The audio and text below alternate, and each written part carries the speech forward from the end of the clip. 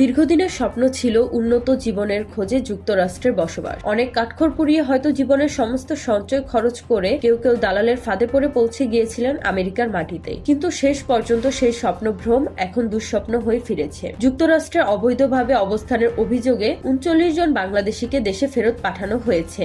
শনিবার ২রা আগস্ট সকালে হজরত শাহজালাল আন্তর্জাতিক বিমানবন্দরে একটি বিশেষ ফ্লাইটে তারা বাংলাদেশে এসে পৌঁছান।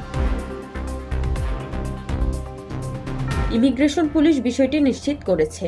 এর আগে শুক্রবার পররাষ্ট্র মন্ত্রণালয়ের কনসুলার ও কল্যাণ অনুবিভাগ এক বিজ্ঞপ্তিতে জানায়, মার্কিন সামরিক বাহিনীর একটি বিমানে করে মোট ৬১ বাংলাদেশিকে ফেরত পাঠানো হচ্ছে। তবে শেষ পর্যন্ত দেশে ফিরেছেন ৩৯ জন। পররাষ্ট্র মন্ত্রণালয়ের সূত্র জানায়, যুক্তরাষ্ট্রের অভিবাসন নীতির কড়াকড়ির কারণে সাম্প্রতিক বছরগুলোতে অবৈধ অভিবাসীদের নিজ নিজ দেশে ফেরত পাঠানোর হার বেড়েছে।